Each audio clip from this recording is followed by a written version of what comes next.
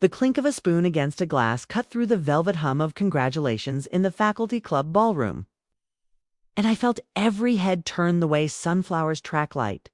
The carpet under my shoes held the day's heat like a secret. Gold-painted chairs faced a dais laced with crimson bunting, a stage framed by portraits whose eyes made witnesses of us all. To my right, a waiter paused mid-pour. To my left, a cousin's laugh hung and died. Not sure if it should be alive. The dean's sleeve brushed the mic, a soft whisper like a page being turned. And he smiled toward my table as if he knew what was about to detonate beneath polite china. I lifted my hand to straighten my cuff. And the river blue thread wrapped around my wrists, my mother's bracelet caught the light. Across the table, someone smirked, then bit a lip not to show it. The air smelled of varnish and lemon peel, and somewhere, late lilacs pushed their ghost through a door when the waitstaff came back from the patio. When the toast ended, my aunt leaned in and said, "So formal today." Samir with that tone people use when they mean you've wandered into a room. You shouldn't. The way she stared at the bracelet made her compliment sound like a subpoena. A hand grazed my elbow. A camera flashed. On stage, my cousin Zara waved her cap and the room clapped like rain across 1,000 surfaces. It was supposed to be her night. If you believe the program, it was only hers. The contradiction was already breathing in the corner, warm and patient. 10 minutes from now, you'd see how a joke about a thread could unspool an inheritance. A partnership, a wedding, and a story everybody thought was theirs to tell. 10 minutes from now, the dean would put his glass down and say my name into the mic. 10 minutes from now, somebody's perfect plan would find the clause that had been sleeping in it like a live wire. For the moment, though, I sat with my palm on the linen, feeling the faint, cool weave under my skin as if it had been ironed an hour ago only for me. I could hear the air conditioning hum like an old song trying to remember the words. It was steadying. Because in a room full of people trained to use words like weapons and certificates like shields, more noise is never power. Quiet is. I buttoned my jacket. I kept the bracelet visible. And I watched the way my cousin's fiancé, Rohan, held his knife too tight. He'd practiced speeches. He hadn't practiced unexpected questions. Behind us, a place card was missing at the end of one table. A small absence that felt like the first tile in a long line. A gift bag sat near the dais, unclaimed. The ribbon misdyed. Somebody had redone it without knowing how. My other aunt, the one who always called me by my full name when I was in trouble, was scanning the room for a particular face. She pressed her mouth into a line when she didn't find it. I knew whose face. The donor. The one whose pledge was a whisper in every email in the last month. I knew because I'd seen the draft letter in the printer tray at Zara's house. Unsigned, double-spaced, too confident. If you freeze the scene right there, it looks like a celebration. The clatter of dessert forks. The soft, shouted toasts. The glint of chandeliers. But a celebration is only a contract everyone is signing by behavior. And contracts can be rescinded when signatures are forged by pressure instead of consent. My bracelet was a thread of indigo cotton braided with a thinner silver filament. Knotted by my mother's left hand between hospital visits in a year we talk about as if it happened to strangers. It was a simple thing. It was not a Harvard thing. That distinction was what kept people safe. Which is why the first Joka stage whisper from Rohan's mother landed like a pebble in a well. How provincial. That string. Laughter like clinking ice. My aunt's eyes darting to see who would join. I saw who didn't. The dean, whose mouth thinned almost imperceptibly. The event manager by the door who'd been kind when Zara cried about seating 3 days ago. And the man in the navy tie whom I would later learn was the registrar. A detail I stored like a paperclip you save because you know it will be useful. Seems I'm not family. I said it lightly. It wasn't a question. It was an old password, a tester phrase I used to check who's listening and who's sure they don't need to. It did what it always does. It made the people who want to exclude you laugh, okay? And it made the people who know what that costs look twice. My cousin heard it and scowled the way we scowl when we wish we were elsewhere, but no. Quietly, that we are exactly where we belong. The dean took the stage. "Before we enjoy the evening," he said, "a note of gratitude to the families and friends who carried these graduates over the hard parts. You know who you are because you were there when there wasn't applause." He glanced down at his notes and something loosened in the room. But the corner kept breathing. It started months ago, if we're honest, but tonight is when it went on record. Tonight is when a joke-about thread opened a drawer that had been locked so long the key had forgotten its purpose. Tonight is when a partnership deed, a trust clause, a bursar receipt, a wire confirmation, a string of reversal emails, a screenshot of a calendar, and a recording of a 2-minute conversation clicked into a spine so straight not even a smile could bend it. Tonight is when I didn't shout. Tonight is when I used process and receipts. I sat with the table map folded in my pocket, the laminated one with the red circle around table 12. I'd taken a photo of it when the event manager gave us the final plan 2 days ago and said, "Just so we don't have last-minute changes." The word she'd been searching for was ambush. The missing place card meant somebody had already tried. In the corner of my notebook, there was a single letter V written next to a phone number I hadn't dialed yet. It would move a lever later. Under my napkin was a thin envelope. Its edge ticked my knuckle when I reached for my water. And the paper felt like good paper, the sort that takes ink without bleeding. At the bottom of the envelope, there was a blue sticker that might once have sealed something else. Zara texted me from the dais when the first wave of photos ended. "Stay near," she wrote. The bubble popped with the faintest sound. She was wearing the bracelets twin under her sleeve. She always does when she needs to remember where we started. If you've never been to a Harvard reception in June, let me tell you the air holds a temperature that makes arguments feel inevitable. The campus throws off memory like heat. You can smell cut grass and old paper at the same time. It makes you think of decisions. Nearby, the Charles throws a ribbon of damp into everything. So when you breathe, you taste metal and river and something like pennies. It makes you choose your words carefully, as if you might have to file them later. I looked at Rohan. He was practicing his best angle in a spoon. People who believe in angles are always surprised by straight lines. This is the part where the first slip happened. It was small when the donor finally arrived. "An hour late," she said. "So sorry, Zara. Traffic from the airport. And the bank held the transfer this morning for a verification. We'll push it Friday." The bank held the transfer. I felt the sentence lock into a slot. Rohan laughed too loudly and said, "It's okay. We know your word is gold." And his mother touched his cuff twice. They hadn't told him the donor hadn't signed the pledge agreement yet. Or they thought he didn't need to know. You don't get to my job operations and forensic accounting for a mid-market firm without developing a second sight for sentences like that. Pledge agreements are revocable until executed. Verifications sometimes become freezes when a key word trips the compliance system. Delays aren't just delays. They're symptoms. And people who smirk at string bracelets often mistake symptoms for inconveniences. They also underestimate people who wear string. I didn't come tonight to fight. I came because it was my cousin's moment, and because 3 days ago she called and didn't say I'm scared. But she sent me a screenshot of a family group chat where my aunt wrote, "Make sure Samir doesn't speak to the dean. He doesn't understand how these things work." And a PDF of a partnership deed bearing the name Zara and Rohan Initiative with a clause misnumbered. At 7-2, that should have been 7-3. Misnumbered clauses hide generous doors. That was the first asset I hinted to myself and put away. The second asset sat at home inside a beige folder. Trust documents our grandmother had drawn up when she sold the house a decade ago. Trust documents that allocated educational support funds to qualifying descendants upon completion of accredited degrees with a proviso that disbursement partners must not be related by marriage to the beneficiaries. The third asset was an audit trail calls and emails between my aunt and the donor's assistant where the phrasing flipped. Subtly from support for Zara's studies to seed funding for Zara and Rohan's center.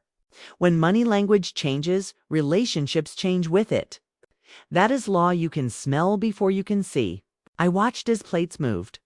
I watched as the registrar whispered to the dean. I watched my aunt hover near the donor like a planet does a star. And I watched the way she avoided looking at me, like light avoids a black surface. I kept my hands visible on the linen. Power, I have learned, is the ability to keep your hands where everyone can see them while knowing what you've already put in the mail. The envelope under my napkin held a notarized affidavit from the estate lawyer who'd managed our grandmother's trust. It certified that all disbursements must be executed to the graduate directly upon receipt of a degree, and that any attempt to route funds through a third-party initiative would void the release and trigger a review. I'd had it notarized yesterday at 4:12 p.m.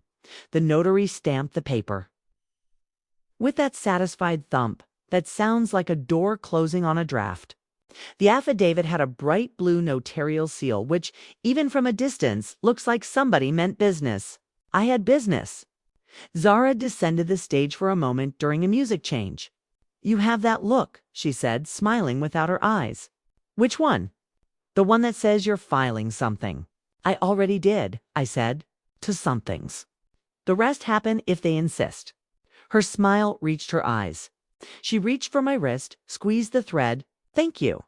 The first overt act against the bracelet had happened in April at a family dinner where Rohan's mother said, "At Harvard, we wear pearls, as if tradition were a uniform." I'd nodded and kept eating. You don't explain to people that string can be a form of memory more permanent than gold. You let them think what they'll think. You prepare your filings.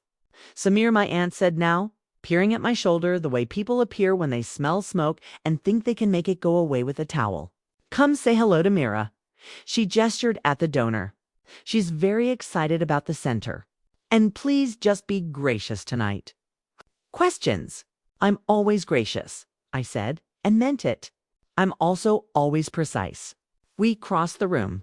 The floor felt freshly waxed, glide and pull. The donor's perfume smelled of bergamot and something woody. It carried an undertone of paper. She shook my hand with a grip that recognized other grips that had mattered. "Congratulations to your cousin," she said. "Harvard is a machine. It will make good use of her." There was no malice in it, only a slight sadness. Donors live in the part of the river where boats go by and leave no wake. "And congratulations to you on making the bank work on a holiday," I said. Her eyes flicked. "Ah, who told you?" "You said it." I nodded. "It'll clear by Friday." "Yes," she said. "Our bank needed wire confirmations from the family side." Little hiccup. "But we're aligned." "Good," I said. "Alignment is the only honest way to build a center." My aunt squeezed my arm with her nails. Rohan glanced over, then away, like he'd looked at the sun and worried about spots. His mother adjusted a pearl at her throat and said to airily, "Some of us have been doing this a long time, dear." "Yes," I said. "Long enough to know execution dates matter." I excused myself because tonight wasn't for lecture. It was for the moment the room rebalance would begin. The leather binding of the program warmed under my palm. The chandeliers hummed. Outside, the sky turned that particular Boston evening violet that happens when the day forgets it's supposed to be done. The first open loop paid itself off sooner than I expected. The event manager approached me with an apologetic tilt to her head. "We had to move one of your friends," she said. "The gentleman in Navy, your colleague. He's with the registrar now. They had to take a call." The colleague in Navy. I looked where she looked. The registrar I'd clocked earlier had been pointing to a folder. Now he was thumbing a screen. My friend in Navy wasn't my friend. He'd been the witness at the notary by coincidence, an alum who worked in campus security. Part-time Hood agreed to drop by the reception if I texted V. I texted it. The knot tightened. The lever readied. I moved through clusters of people, phrases clipping my sleeve, cum laude, debt relief, fellowship, like leaves catching on a fence. The air cooled near the patio. A breeze moved in. It smelled briefly of rain on brick. I noticed then the locked drawer at the gift table. One built into the antique console where cards land and nest until someone safe retrieves them. The lock was simple.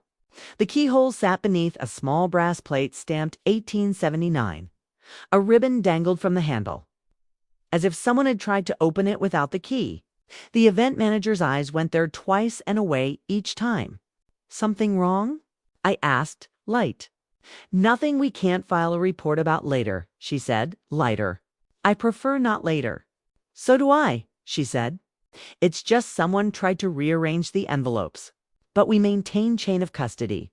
She gestured to the camera in the corner. It blinked its tiny red. I loved it then, that camera, a dumb witness you could trust more than a clever human. The faint tremor you feel in your forearms before you speak in a room where you once ate silently, that tremor found me. The bracelet pressed against my skin like a pulse. I thought of my grandmother cutting fruit and saying almost to herself, "The difference between deference and respect is receipts." It is amazing what you hear when the house is very quiet. The dean took the stage again. "One final acknowledgement," he said. "To those who remind us that the institution is one thing and the people who make it are another." He nodded toward me.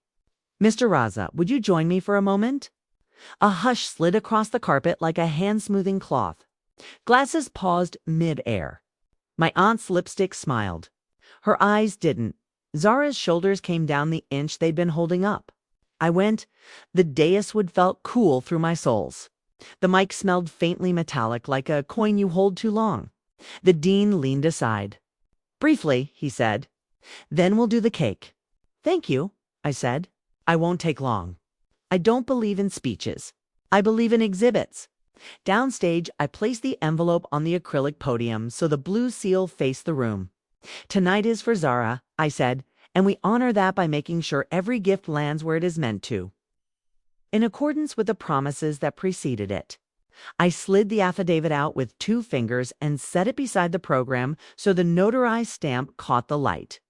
A family trust executed 10 years ago provides disbursement upon degree confirmation directly to her. That has been certified and recorded. Any attempt to route it through a third-party partnership would buy the trust's own clause, void the release, and trigger a review. I didn't look at my aunt. I didn't need to. A murmur, then quiet. The room likes rules when it likes you. It doesn't when it doesn't. But rules don't care if you like them. That is why they are beautiful. I lifted my phone and tapped the screen. Also, as of 3:18 p.m. today. The donor's bank flagged the pending transfer for additional verification. That verification has been completed. The wire confirmation numbers scrolled on screen. I didn't magnify them. People don't need to read them to respect that they exist. There is no executed pledge agreement for any center at this time. There are drafts, which we will discuss after cake, if those concerned desire. Tonight is not for strategy. I nodded toward the registrar. He nodded back. If you think eye contact is nothing, you've never watched a bureaucrat recognize a colleague across a battlefield of silverware. Rohan started to stand. He had the right to speak. The dean placed a hand on the podium edge and said, "Let Mr. Raza finish," not unkindly. "The seat map used tonight," I continued, "was finalized 48 hours ago and countersigned by the event manager and the dean's office. Any attempt to alter it during the event is recorded by the camera above the gift table, which maintains chain of custody for envelopes containing checks and cards. That footage is preserved." I watched the ribbon on the drawer out of the corner of my eye. "The way you watch a wave to see if it's going to break on your feet? We will ensure all cards are delivered to the named recipient with witness signatures." Across the room, someone exhaled. It sounded like relief. Or defeat. Those are sometimes the same sound. I didn't raise my voice. I didn't add adjectives. I said the verbs that matter: executed, certified, recorded, verified, preserved. Then I said the one that changes temperature: complied. The dean touched the microphone. "Thank you," he said. "We appreciate clarity." He turned to me, smiled in a way that had no show in it, and he clapped. It wasn't theatrical. It was procedural. A valve opened. People followed because it was safe now to be good.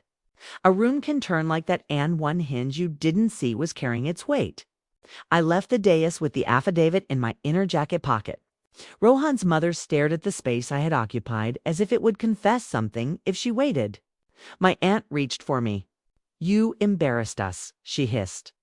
"No," I said. "You almost voided your mother's gift." She jerked as if tapped on the knee by a reflex hammer. Her mouth opened, closed. The donor approached us, expression neutral the way only people who have seen bad PR keep their faces. "If there's paperwork to align," she said, "we can discuss Monday. Tonight is for Zara." "Yes," my aunt said. It sounded like a surrender recorded for posterity. The air shifted then, the way it does when a storm changes its mind 3 states away. Applause picked up again. Plates reappeared. The camera blinked its little red steady. My phone vibrated. A message from the bank manager I'd worked with, who had, as a courtesy to Zara, placed a note on the account this morning to ensure no disbursement attempts routed through new entities without dual authorization. The note read, "Freeze non-compliant transfers pending verification." I hadn't needed it yet, but I had it. It is a particular relief to carry mechanisms you don't have to deploy. 3 more things happen quickly, the way dominoes like to announce the direction they fall. First, the registrar stopped by our table with a printed degree confirmation, handed it to Zara with a small bow, and said, "Congratulations. And here's the record," as if she needed a prophecy fulfilled by paper. Second, the event manager brought over the key to the drawer with the cards and said, in front of my aunt and the donor, "We'll witness the chain of custody now," and we did, with signatures on a slip she dated and time-stamped. Third, the dean, whose job requires him to be 10 different people at once, looked directly at me from the stage and said, "Mr. Raza, that was helpful," in a microphone, where it became recorded in the sound system's heart. I want to say nobody mocked the bracelet after that, but people who mock do not stop because they learn. They stop because the room makes them. Rohan's mother didn't look at my wrist again, but I felt the heat under her pearls like a small electrical fire under tile. The scent of frosting and coffee rose through the chatter. Someone dropped a fork. It sounded like a bell in a village that had finally heard itself. There is always a quiet after. You feel it in the soles of your shoes. You hear it in the way air goes around corners. It began months earlier, of course, when the family WhatsApp lit up with the word center. The proposal was lovely on the surface. A community initiative in Cambridge to mentor first-gen students. Combining Zara's brilliance with Rohan's connections. Their name on the glass in tasteful serif. Prestige sorted, checks deposited, a ribbon cut. My aunt started talking about leveraging the Harvard brand, a phrase that made my back teeth ache, and about family proximity to the advisory board. I said little then. I read the partnership deed draft she sent. I circled the clause that gave Rohan equal signatory rights upon marriage and suggested that any institutional funds be escrowed in compliance with the trust until degree completion. She forwarded my email to the donor's assistant without reading till the end. I know because her reply included my track changes visibly unresolved in blue. I printed that, too. Then came subtler things. The missing seat at Zara's own graduation dinner planning meetings. My aunt's insistence that Rohan's family handle the dean invite because these things require polish. The way my name appeared on the family thread only when something needed fixing. Samir can deal with the campus pass. The microscript repeated like a song hook. At Harvard, we do it this way. The translation, of course, we, not you. That's when I saved the registrar's office number in my phone under V. Meanwhile, Zara did the work. She wrote the curriculum draft for the mentoring program. She compiled budgets. She documented time. She did what brilliant people do when others get busy with optics. She also cried on a Wednesday when the bursar sent a transcript balance due that was an error but frightening. And she sent me the screenshot at 10:47 p.m. And I wrote the email to the bursar and CC'd the registrar and included the clause, citations and the print screen of the payment confirmation and the call log. From the bank and the courier receipt. From the check my aunt had mailed late with the wrong zip code. The next morning, the bursar reversed the late fee and apologized for the inconvenience. I saved the reversal email. In families like ours, every apology is an asset if recorded. It wasn't always like this. We grew up in Karachi in a house where the only thing that outranked guests were books. When we moved here, we translated ourselves for new rooms. Some translations lose words. Some gain. The bracelet is my refusal to lose the word for us. We were first gen and tired and loud and capable. Then we learned how to be quiet when quiet was safer. Tonight, we were going to be quiet and not small. In the weeks before graduation, Rohan's family had fussed over seating charts, curation of guests, printed programs, a name pronunciation guide for the dean. "We'll draft it," his mother said, as if the dean needed help reading. I kept Zara's paperwork straight. I filed her graduation checklist in a folder labeled Z Commence and slid the trust documents into a sleeve labeled G Trust. I color-coded. I called the estate lawyer to request the certification letter. They emailed a draft. I corrected the misspelling of Zara's middle name. They sent the final. I booked a mobile notary. They arrived with a stamp that sighed like relief. I didn't plan for the bracelet to be the catalyst. People choose their own detonators. Back in the ballroom after cake, people drifted. My aunt tried to pivot into charm with the donor. The donor was polite but distant in the way of people who have stockpiles of distance. Rohan avoided me. His jittery leg gave him away. "We should talk," he muttered when we were both near the coffee urn. "Monday," I said. "Bring the deed." "Why are you like this?" he said, voice thin. "Because things should be done right," I said. "And because this is Zara's degree, not your pilot." He flicked a glance at my wrist. "It's not about." "It never is," I said. "Until it is." He swallowed whatever he was about to say. He set his cup down with unnecessary care. He had the expression of someone who has never had a plan documented by someone else. The registrar approached then, with a man in Navy whom I now introduced by his actual name, Vic, Campus Security Liaison, who had indeed once been in my firm's compliance department. Before going back to school for criminology because he wanted to sleep better, we reviewed the footage, he said to the event manager who joined us. A guest opened the drawer without authorization. No items removed. Footage saved. The event manager nodded. "We'll file the incident report," she said. "Com." "Was it my aunt?" began, a tone in her voice like a curtain rising where nobody paid to see a play. "It was recorded," Vic said, neutral as rainfall. "We can share with the dean's office if needed." My aunt's eyes went everywhere but my face. She was counting exits. I let her. The public stage is fair when you give it anchors. Tonight's anchors were the affidavit, the degree confirmation, the chain of custody log, and the donor's own sentence about the bank. Those made the room stay upright when waves hit. We had more anchors in reserve. Screenshots of the calendar showing center meetings scheduled before the pledge was signed. A voice memo of a call where Rohan's father said, "We can formalize right after the wedding.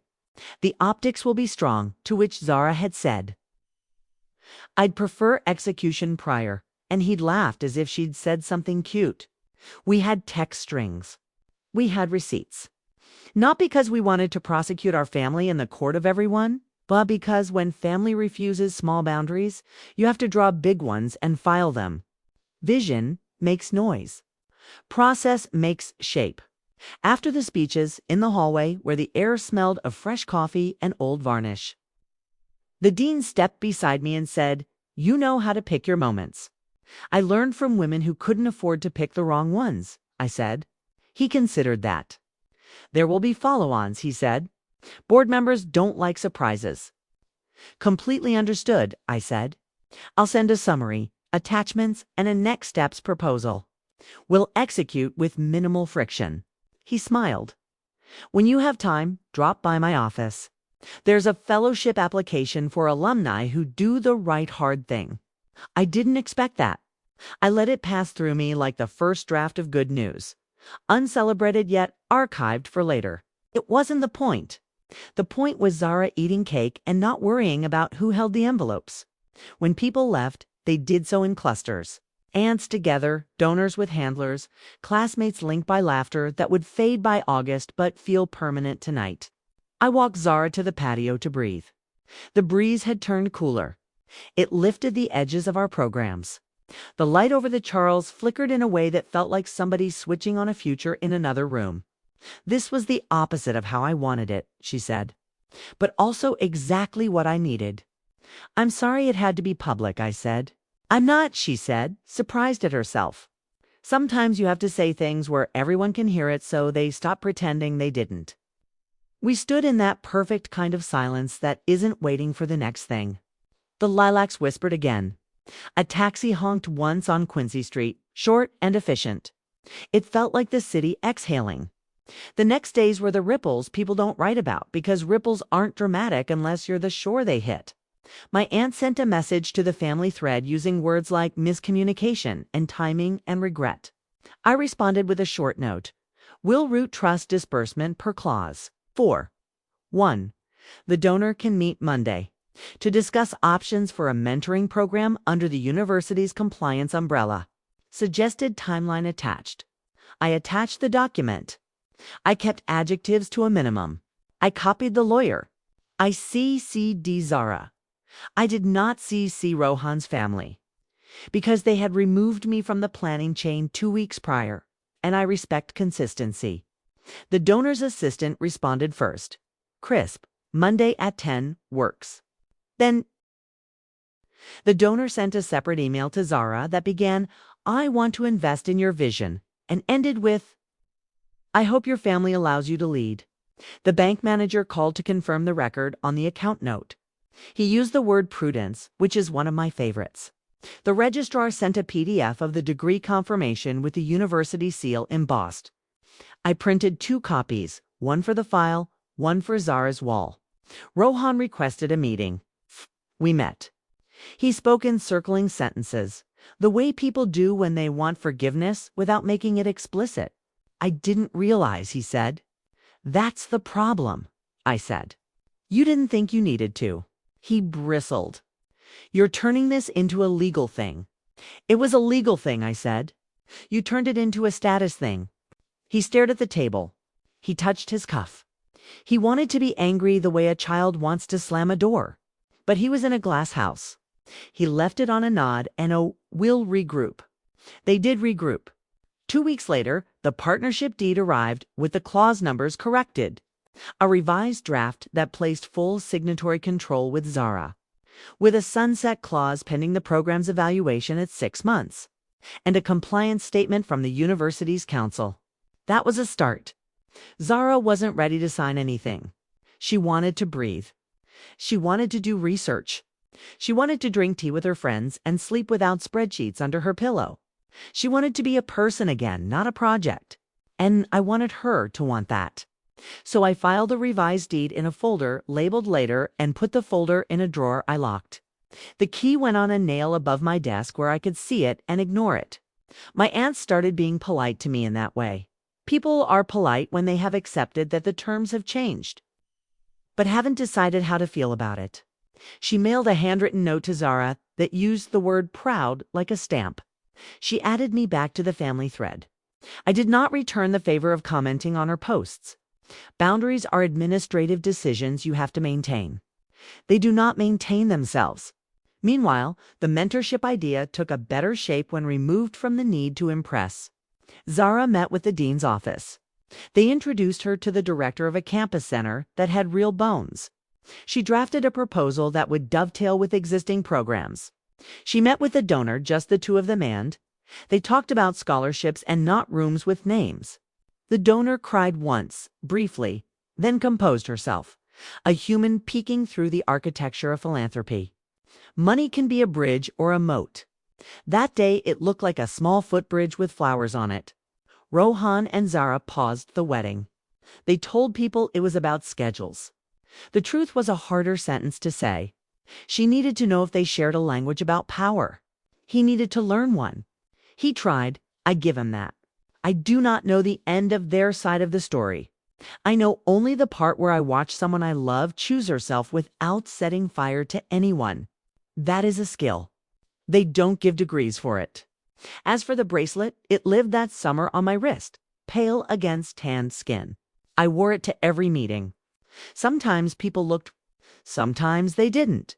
Sometimes they smiled like I'd told them a good joke. Sometimes they did not. It kept being itself.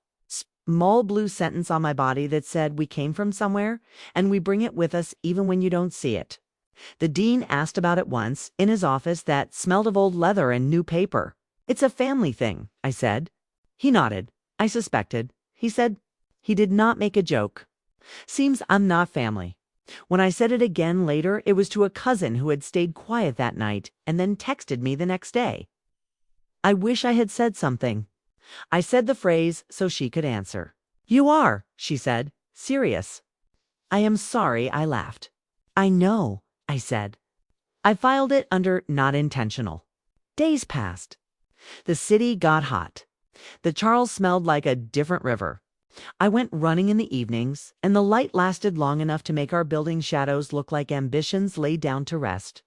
In my mailbox, a letter from the dean with a fellowship application, and a note in his handwriting for people who make rooms more honest. I set it aside. I am suspicious of rooms that tell you they are honest. But I will walk in and see if the floor creaks. We formalized the trust disbursement. The bank manager certified the transfer. The wire landed in Zara's account with the kind of email subject line that makes you breathe differently for a week. She bought nothing.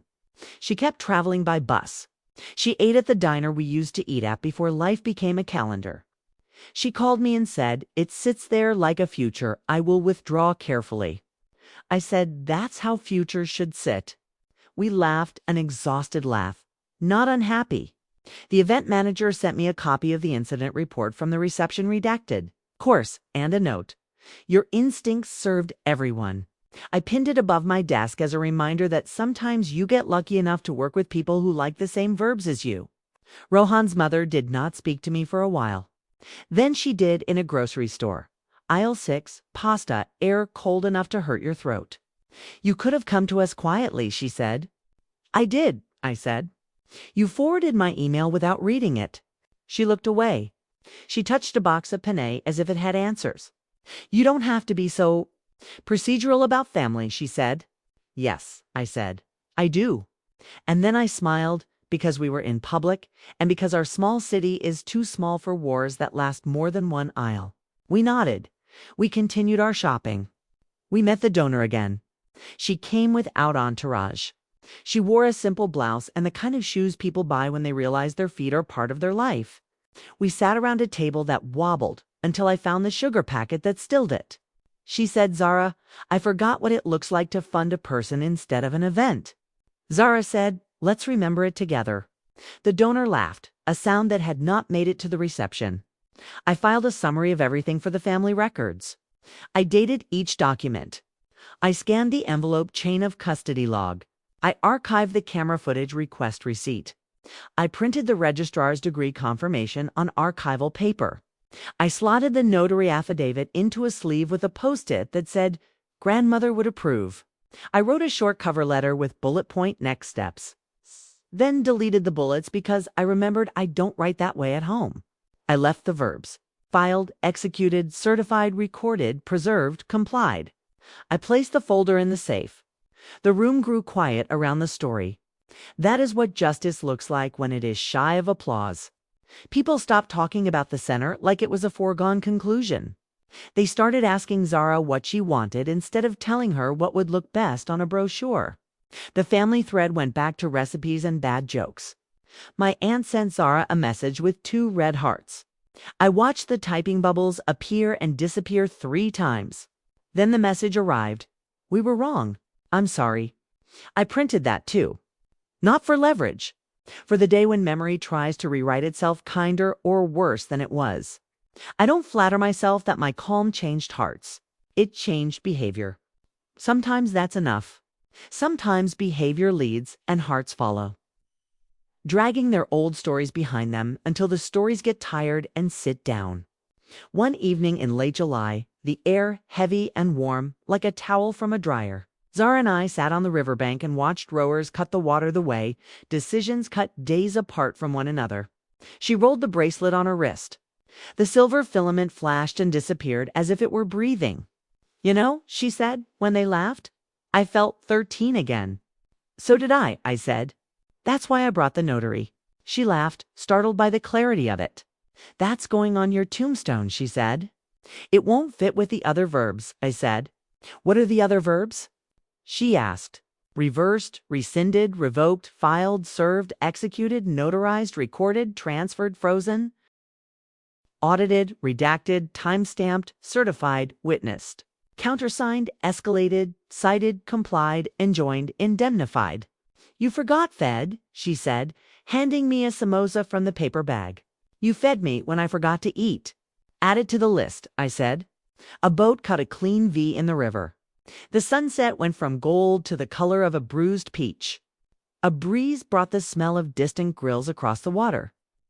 And I felt the kind of contentment that doesn't squeak when it moves. It just sits.